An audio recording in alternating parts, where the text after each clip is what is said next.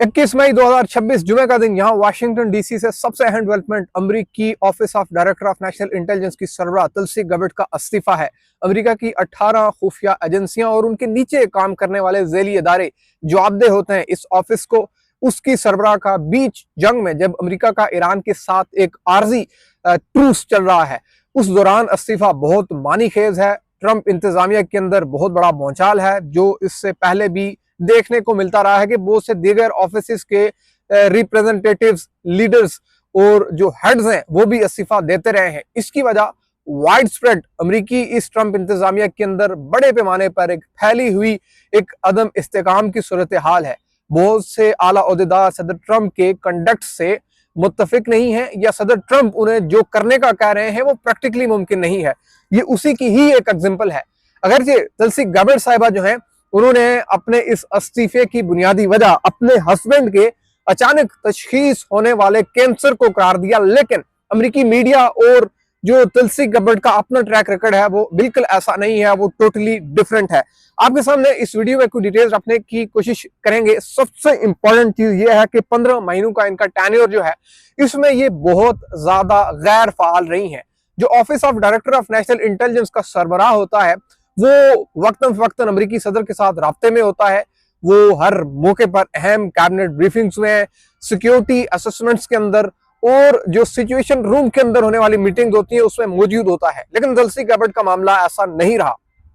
White house के अंदर तुलसी गबर्ट के बारे में ये जोक मशहूर था, क्योंकि इनके ऑफिस का नाम था ODNI, office of director of national intelligence. तो DNI को व्हाइट हाउस के ऑफिशियल्स कहते थे डू नाइट इनवाइटेड।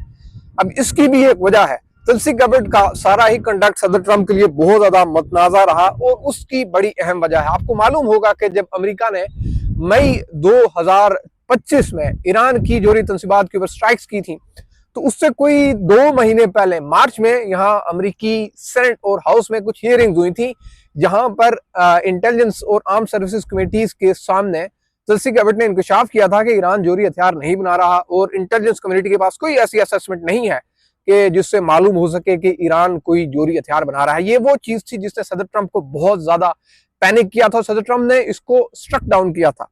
ये कहा था कि तुलसी गबर्ट knows nothing.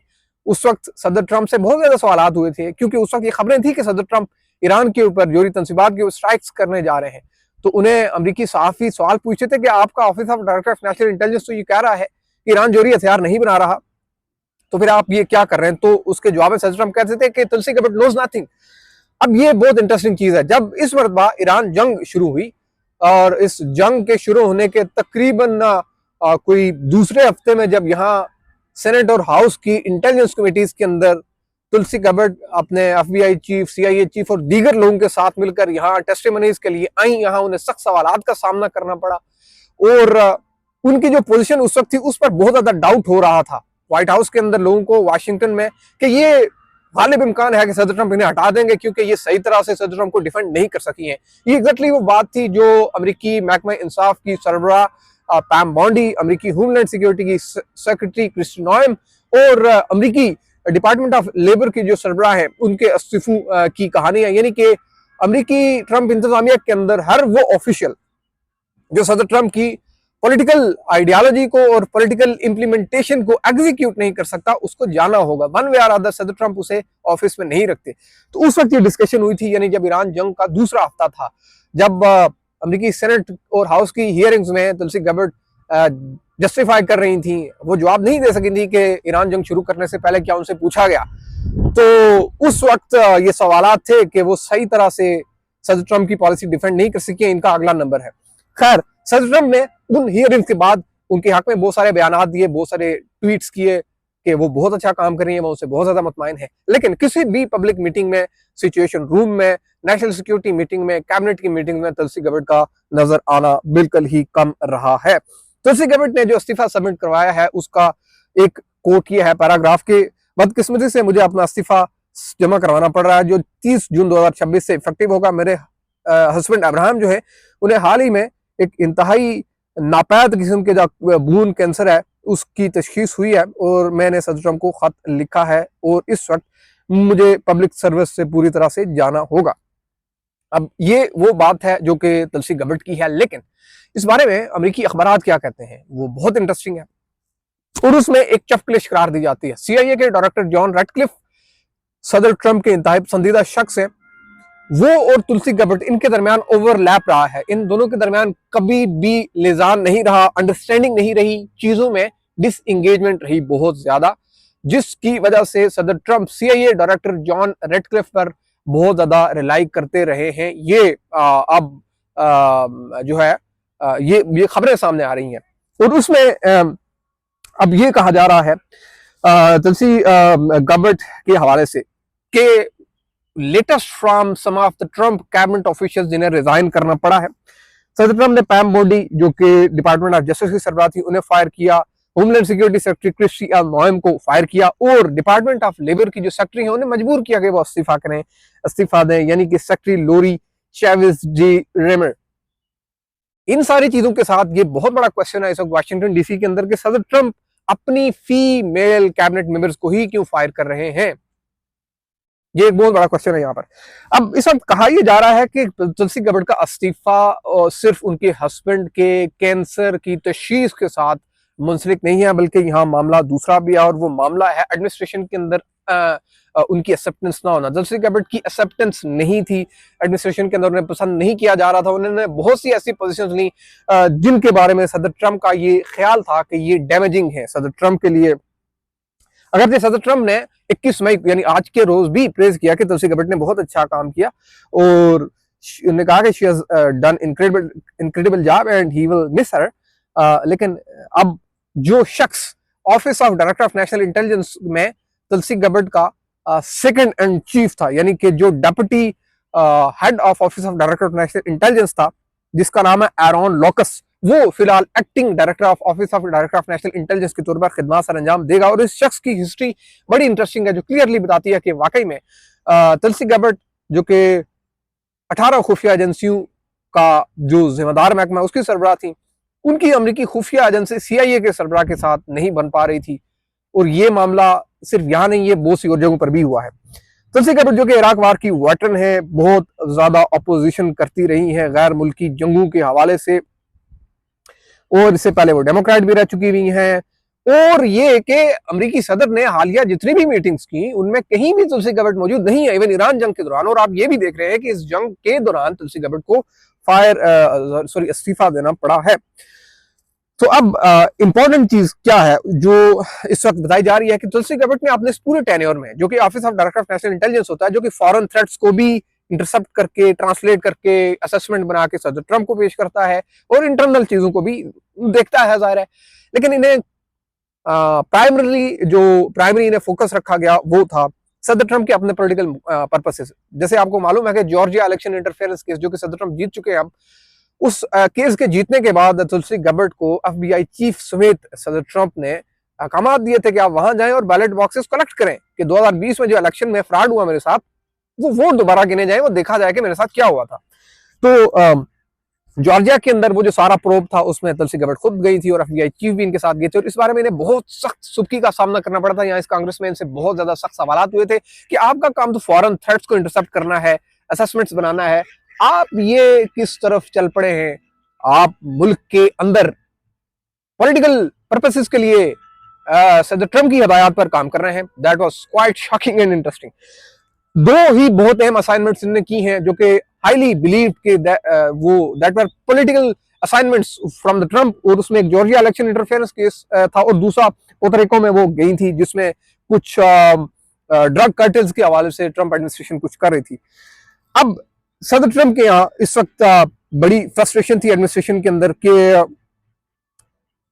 John F Kennedy की असैसिनेशन को लेकर कुछ दस्तावेजात रिलीज की गई थी जिसकी अमेरिका के अंदर बहुत ज्यादा मांग थी और हर हुकूमत से बहुत ज्यादा तकाजा होता था कि हमारा एक साबिक सदर कैसे मारा गया, हमें पता चले और उसकी इन्वेस्टिगेशंस क्या थी, ये सब हमें बताया जाए। तो सदर ट्रंप ने भी ये प्रॉमिस कर रखा था कि वो उसको रिलीज करेंगे, उन्होंने रिलीज किया, लेकिन इन सीक्रेट डॉक्यूमेंट्स जो जॉन एफ कैनेडी की असैसिनेशन के सीक्रेट डॉक्यूमेंट्स जब रिलीज किए उसमें भी सारा इल्जाम तुलसी गबर्ट और उनके महकमे पर आया कि इन्होंने मिस हैंडल किया पूरी तरह से इस इन डॉक्यूमेंट्स को, जो क्लासिफाइड डॉक्यूमेंट्स को रिलीज करने में मिस हैंडलिंग की, लोगों की सोशल सिक्योरिटी नंबर्स और प्राइवेसी लीक हो गई, जिसकी वजह से बहुत बड़े पैमाने पर डिस्ग्रेसफुल एक एक्ट हो गया। तो इस पर भी एक बहुत ज्यादा गुस्सा था। खैर, इस वक्त इंपॉर्टेंट ये वाशिंगटन पोस्ट बताता है कि जो तुलसी गैबर्ट जो है वो बहुत ज्यादा उनकी कोई अंडरस्टैंडिंग और अलाइनमेंट सीआईए के डायरेक्टर जॉन रेडक्लिफ के साथ नहीं थी। जाहिर है वो भी उनको जवाबदेह है, वो बराह रास्त सदर ट्रंप को भी जवाबदेह है, लेकिन बाय प्रोसीजर वो office of director of national intelligence को भी जवाबदेह है। जॉन रेडक्लिफ जो कि सदर ट्रंप के बहुत करीब बताए जाते हैं, और वाशिंगटन पोस्ट ये लिखता है कि the CIA and ODNI have jockeyed over authorities for years, and these has been significant frictions among the two organizations in Trump's second term. दो खुफिया एजेंसियों के दरमियान एक बहुत बड़ी तकसीम दरार सदर ट्रंप के दूसरे टेन्योर में देखी गई, और उसकी वजह क्या थी? एक खुफिया एजेंसी के जिम्मेदार यानी सीआईए चीफ की ज्यादा कुर्बत सदर ट्रंप के साथ, और तुलसी गैबर्ट की नापसंदीदगी सदर ट्रंप के यहाँ। तो यहां से चीजें मसअप हुई बताया जाता है। तो तुलसी गैबर्ट अब ज़ाहिर है इंटेलिजेंस चीफ नहीं रही है, और अब जो शख्स मामलात को देखेगा जाहिर है वो उनका असिस्टेंट रह चुका हुआ है, डिप्टी डायरेक्टर रह चुका हुआ है। उसकी हिस्ट्री ये है कि वो खुद सीआईए का एक इंटेलिजेंस ऑफिशियल रह चुका है। दैट्स व्हाई यहाँ अब ये बिलीव है वाशिंगटन डीसी में कि तुलसी गैबर्ट को नापसंदीदगी का सामना इसलिए भी था कि सीआईए ज्यादा पसंदीदा थी सदर ट्रंप के लिए, और उसके काम से सदर ट्रंप ज्यादा मुतमईन थे, तुलसी गैबर्ट के काम से मुतमईन नहीं थे। अब बताया ये जाता है कि office of director of national intelligence जो है उसका प्रिंसिपली जो एक इंतहाई अहम काम है, तुलसी गैबर्ट के डिपार्चर की वजह से कुछ इंटेलिजेंस ऑपरेशन जैसे कि इलेक्ट्रॉनिक इंटेलिजेंस गैदरिंग और ह्यूमन स्पाइंग जो है वो थोड़ी बहुत डिस्टर्ब होगी। नेशनल जो सिक्योरिटी एजेंसी है, साइबर कमांड है और सीआईए है, वो इस बारे में बहरहाल काम करेंगे, इस गैप को फिल करने की कोशिश करेंगे। ये एक अटलांटिक काउंसिल के सीनियर फेलो का कहना है। लेकिन तुलसी गैबर्ट का जो इस्तीफा है वो office of director of national intelligence के इस्तीफों में से सबसे बड़ा इस्तीफा। इससे पहले कुछ बड़े इस्तीफे देखने को मिले थे, जैसे कि एम्बलिस फॉक्स कैनेडी जो कि डिप्टी डायरेक्टर रही हैं और एलआई भी रही हैं तुलसी गैबर्ट की। फिर जॉय कैंट जो कि head of national counter terrorism section थे, वो भी स्टेप डाउन कर चुके हैं। तो ये चीजें वाइडली बिलीव्ड हैं कि ये लोग सदर ट्रंप की जंग की पॉलिसियों के खिलाफ थे या इनके लिए सर्वाइव करना मुश्किल था। अब सबसे इंपॉर्टेंट चीज कि office of director of national intelligence का अगला सरबराह कौन आएगा और उस शख्स का प्रोफाइल क्या होगा, तो उसमें एक नाम बहुत इंपॉर्टेंट है जो कि सर्कुलेट हो रहा है, जिसका नाम है माइकल एलियस, जो कि सीआईए के मौजूदा डायरेक्टर जॉन रेडक्लिफ का डिप्टी है। और इसके साथ इस वक्त जो बंदा एक्टिंग डायरेक्टर बन गया है office of director of national intelligence का, जिसका नाम है लुकस, वो farmer under cover CIA officer रह चुका है और नेशनल सिक्योरिटी काउंसिल में भी वो सदर ट्रंप की पहले टर्म के दौरान रह चुका है। और ये जो लॉकस है ये काफी जूनियर है। इसके बारे में ये इंटेलिजेंस एक्सपर्ट्स की बताते हैं कि अगर उसका ऑपरेशनल और फील्ड एक्सपीरियंस ज्यादा है, लेकिन इस शख्स का इंतखाब ये बताएगा कि सदर ट्रंप की इस इंतजामिया के अंदर ब्यूरोक्रेट से ज्यादा ऑपरेशनल एक्सपर्टीज रखने वाले लोगों को प्रायोरिटी दी जाती है, और उसकी एक ये रियल एग्जांपल होगी। तुलसी गैबर्ट और उनके एलाइज उनने बहुत बड़ी कामयाबियों के बारे में दावे किए, जैसे कि इस पूरे office of director of national intelligence जो कि अमेरिका की 18 खुफिया एजेंसियों का हेड है, सरप्रस्त महकमा है, इसमें 40% कट लगाया, 50,000 के लगभग खुफिया दस्तावेजात को पब्लिक किया गया, काउंटर टेररिज्म सेक्शन में कुछ बहुत बड़े अहदाफ हासिल किए गए और ड्रग कार्टेल्स को काबू करने में बहुत बड़े बड़े काम किए गए।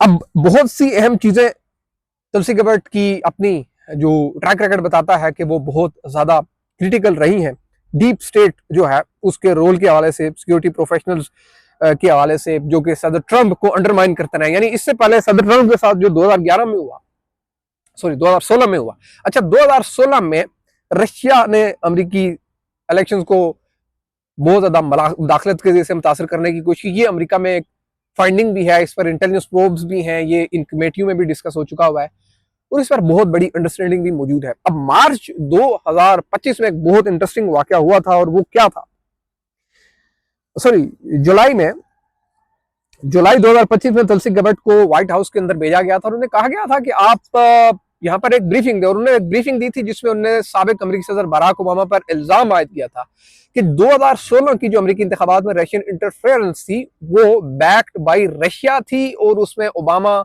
और उनके एलाइज मिले हुए थे और वो बेसिकली एक आस्पियानाज और आप उसको कह सकते हैं कि ट्रीजन कॉन्स्पिरेसी थी। इस पर बराक ओबामा के खिलाफ इन्होंने चार्जेस भी चलाने की कोशिश की थी। ये एक बहुत अनप्रेसिडेंटेड मूव था। हालांकि वाशिंगटन पोस्ट ये कहता है कि इस बारे में जो बराक ओबामा के ऊपर रशियन इंटरफेरेंस के से इल्जाम हैं उसके ऊपर सालों लंबी बाईपार्टिजन सेनेट इंटेलिजेंस कमेटी की तहकीकात मौजूद हैं, किस तरह से अमेरिकी खुफिया एजेंसियों की असेसमेंट्स भी मौजूद हैं कि रशिया की इलेक्टोरल इंटरफेरेंस में असल में ट्रंप को पावर में लाना था या ट्रंप को फायदा पहुंचाना था। ये था एक मामला, यानी अमेरिका की कांग्रेस की कमेटियां ये फाइंड कर चुकी थी, असेसमेंट ये आ चुकी थी कि 2016 में रशिया ने जो इलेक्शन इंटरफेरेंस करने की कोशिश की उसका मकसद ट्रंप को फायदा पहुंचाना था, ना कि ओबामा को। ट्रंप एडमिनिस्ट्रेशन उल्टा कह रही थी कि ये तो ओबामा कर रहे थे, ये ट्रीजन कर रहे थे। खैर बहरहाल लास्ट जून 2025 में तुलसी गबर्ट ने जापान का दौरा किया। वो हिरोशिमा गई और उस जगह पर गई जहां पर जंगे अजीम दोम के दौरान एटमी हमले अमेरिका ने किए थे और वहां उन्होंने एक बात कही थी कि as we stand here today closer to the brink of nuclear annihilation annihilation that our before political allied warmongers are carelessly forwarding fear and tensions between nuclear powers। ये उन्होंने जून 2025 में ये वीडियो स्टेटमेंट वहां खड़े होकर रिकॉर्ड करवाई थी Hiroshima में, जहां अमेरिका ने एटम बम मारे थे। इस वीडियो पर सदर ट्रंप बहुत ज्यादा ऑफेंड हुए। इस वीडियो की बुनियाद पर सदर ट्रंप ने तुलसी गबर्ट को एक मीटिंग के दौरान कहा था कि I saw the video and I didn't like it. और ये वीडियो जून 2025 में कब तुलसी गबर्ट ने रिकॉर्ड करवा के रिलीज करवाई, जब कुछ रोज बाद अमेरिका और इसराइल ने ईरान की जोरी तंसीबात के ऊपर स्ट्राइक्स की। तो ये थी एक पूरी likely and unlikely, favourable and unfavourable, loyal और अनलॉयल स्टोरी ऑफ तुलसी गबर्ट, जो कि अब रिमूव हो चुकी है। This is not the first one. हम अपनी पिछली वीडियोस में असेसमेंट्स बेस्ड ऑन ऑब्जर्वेशंस आपके सामने रखते रहे हैं कि सदर ट्रंप की इंतजामिया में हर वो शख्स रिस्पेक्टेड है सदर ट्रंप के लिए जो उनको सर्व करता है, otherwise no one is respected. हर एक को जाना होता है। तुलसी गबर्ट भी सदर ट्रंप के पॉलिटिकल मोटिव्स को सर्व करती रही और जब तक करती रही ठीक तरीके से एवरीथिंग वाज फाइन। जब सदर ट्रंप को लगा कि it's not fine any more, इस्तीफा देने का कह दिया गया। और ये यहाँ ये अभी ये 21 मई को होने वाली डेवलपमेंट नहीं है, इसकी पूरी हिस्ट्री है, टाइमलाइन है जो हम आपके सामने रख चुके हैं। और 21 सॉरी और अब हम अब आपको 22 मई सॉरी ये फ्राइडे का दिन है, आपको ये बता सकते हैं कि अब फेडरल ब्यूरो ऑफ इन्वेस्टिगेशन के सरबराह जो है कैश पटेल, उनका नंबर भी है इसके बाद। और ये नंबर्स गिने जा चुके हैं, ये लोग यहाँ डिस्कस कर रहे हैं, ये व्हाइट हाउस में, ये वाशिंगटन डीसी में, इस पर बहुत बड़ी बड़ी बातें हो रही हैं। जहाँ लोग बैठते हैं कॉफी की शॉप पर या वो बैठते हैं शाम को क्लब्स में, तो वहाँ यही कुछ डिस्कस होता है। ये जो एलीट की जो पॉलिटिकल अलाइड है, ये जो एलीट है, ये जो डिसीजन मेकर्स है, यही कुछ डिस्कस कर रहे हैं कि कौन फेवरेबल है और कौन अनफेवरेबल है। Thank you so much for watching.